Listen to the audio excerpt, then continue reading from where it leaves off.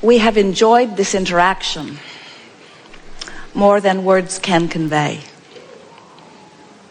It's very nice coming together with those like you who are coming to understand more and every day who you really are. It is exhilarating to us to acknowledge the physicalness that is you, especially as you begin to deliberately, and you are rare in this, to integrate the non-physical part of that which is you into your day-to-day experiences. You are more than these physical bodies, aren't you? You are source energy expressing here. And you've come not because the world is broken and in need of repair, but because you are a creator who will constantly, eternally expand. When you find an environment as magnificent as this, that inspires new desire within you all day, every day, and you simultaneously, as the new desire is exploding from you, are aware of where you stand in vibrational relationship to it, so you are bit by bit bringing yourself into alignment with each new idea as it comes, you begin to develop this steady, progressive path of delicious unfolding. We call it life in the vortex. But for those who don't know about the vortex or who want to call it something else, for those who aren't aware that they are vibrational beings, who don't know that the source within them is calling them eternally, as they see you living life from inside the vortex, they describe you in this way. They say, how is it that you barely seem to identify something as something that you would like to participate in, and it moves to you and you move to it? How is that so? As they observe you, they say, how is it that you are so clear-minded that a question occurs, but almost as soon as the question has been formulated within you, the answer begins to come? How is it that the answers are so fast on the heels of your questions? What is up with you, they want to know. How is it, they say, that you can barely tip your toes into something that would be remotely recognized by many others as a problem, but before you even get your feet wet, the solution begins to show itself to you? How is it you are joyful mostly? How is it that you are fun everywhere you go? How is it that your timing is so precise? How is it that you maintain your physical vitality? How is it that you seem to move through time without decline? How is it that you remain physically focused, and yet there is something about you that seems otherworldly? And to most of them who are not ready to hear what you say about the vortex, you say to them something that is softer and simpler. You say, well, I have a philosophy of life that is serving me well. I believe in the well-being that surrounds us. I believe it is dominant. And because I believe it is dominant, I look for it. I focus upon it everywhere I look. And because I look for it, I find it. And when I find it, I focus upon it. And as I focus upon it, I practice the vibration of it until it's the only thing that can find me. I live in a world of well-being predominantly because well-being is what I look for. In fact, I have a mantra, you might say to them. Today, no matter where I'm going, no matter what I'm doing, no matter who I'm doing it with, it is my dominant intent to look for what I'm wanting to see. Because when I look for what I'm wanting to see and find it, I practice the vibration of that. And then my world is filled with things that essentially, things that in essence are the same as that. Oh, don't get me wrong, you can say to them. I live in the world, the real world, like you. And from time to time, I see those things that I'd rather not see. But I discovered some time ago, you may tell them, that whenever I know clearly what I don't want, I know equally clearly what I do want. And I've just learned to get off of what I don't want and onto what I do want as quickly as possible. When I was really little, I could feel that when someone praised me, it felt really, really good. And in the same way, when someone criticized me, it didn't feel good at all. And I recognized even when I was little that when I praised someone else, it would most likely feel good to them. And that if I were to criticize them, it would most likely not feel good to them. But what I was startled to discover is that every time I criticize anyone else, I don't feel good either. And so I've decided that there is a power in the way I feel. I believe, you may tell them if you want, that we were born into these physical bodies for the purpose of exaggerated and blissful expansion. And as I participate with those who surround me, I know that it's true of me and all of them that we are doing exactly that. But then somewhere along my trail, I figured something else out. Not only do I want to feel good, and not only does it feel really good to feel good, but I discovered that I have unconditional control of the way I feel. That was a big step for me. Because when I discovered that through the power of my focus, I could always find something that would feel good. And that if I deliberately do focus, that I can train myself into a frequency where only good feeling things can find me, my life started getting better right away. But then I discovered that there's an even deeper law behind it. I finally figured it out. I figured it out through my own trial and error, through my own exposure of my own life to the details that surrounded me. I figured it out that when I am in a moment of appreciation, it feels like the fullness of all that I am is right there appreciating with me. It's as if everything in the heavens is opened up to me, and my ability to see the positive aspect of whatever I am defining becomes fuller and greater. And I also discovered that if I do find something to criticize, it's like I empty out of me. It's like I go somewhere where the larger part of me does not go.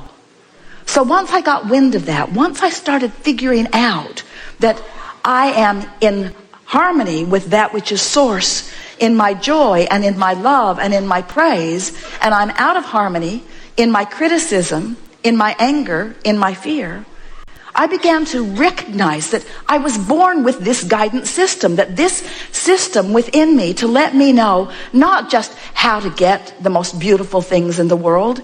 I don't think that is really my purpose, although I don't mind getting it.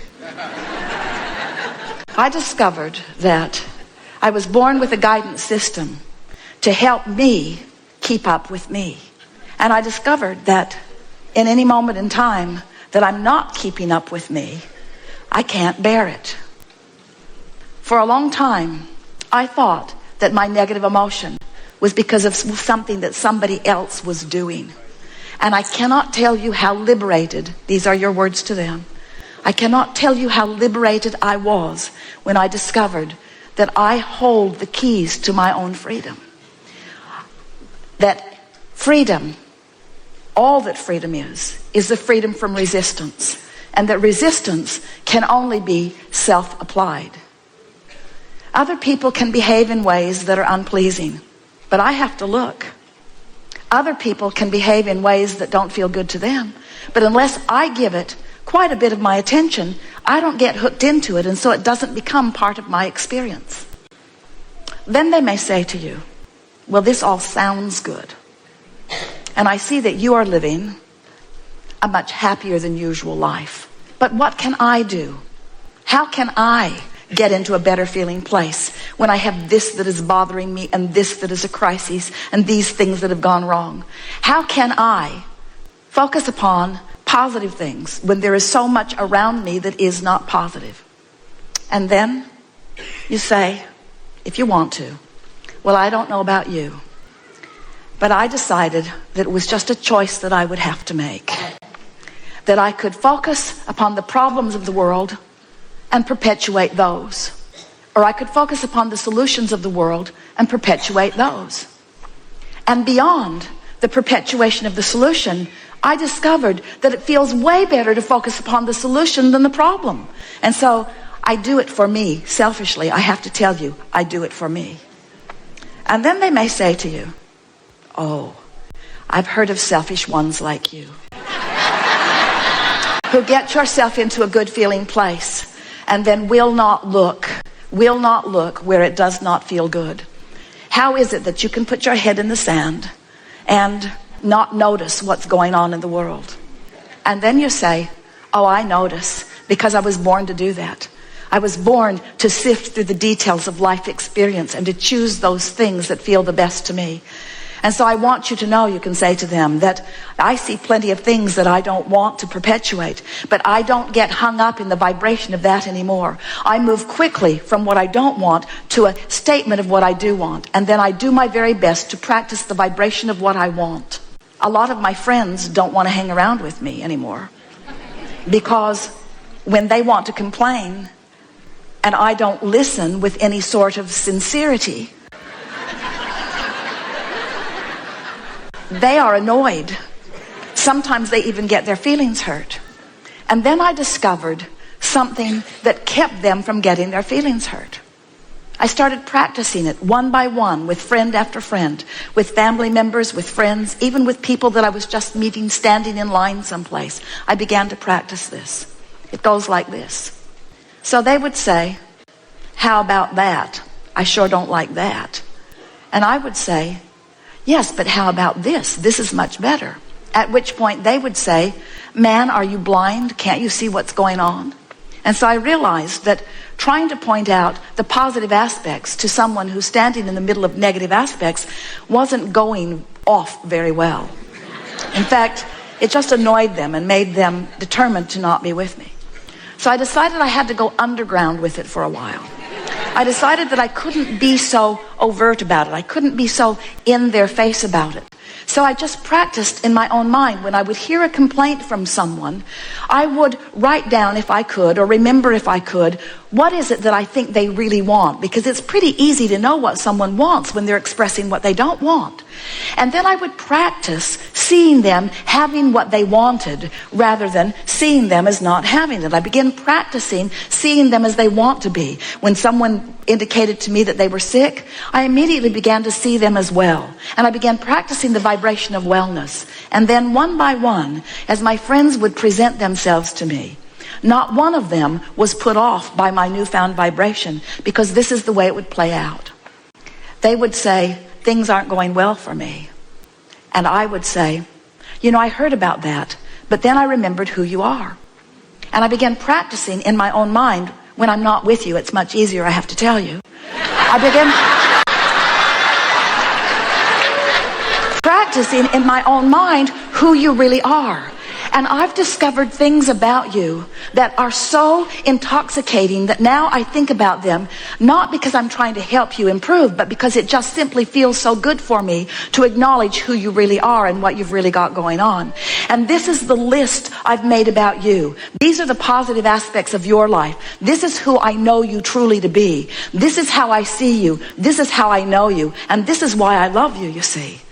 It is our promise to you that as you begin practicing the positive aspects of circumstances and events, of governments, of other governments, of political parties, of people that you know, of family members, of your mothers and your fathers and your children, of your friends, of people that you have formerly called your enemies, as you begin to tune yourself to what this time-space reality is helping you to put in your vortex about them. You see, these aren't just people running around annoying you or pleasing you.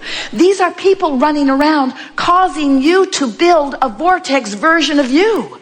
They are the reason that you are expanding. And so when they are the reason that you're expanding and you look back at their trouble, now you're extra mad at them because first they caused you to expand and now they're holding you back from your expansion. What we want you to realize is that no one can hold you back. There is no assertion in this attraction-based universe. It is all attraction. And so as you begin to play with this a little bit, as you accept that you are vibrational beings first and foremost, as you acknowledge that you and everyone that you are interacting with is causing you to build this magnificent vortex of creation, and that the source within you dwells there and experiences the fullness of all that you have asked for.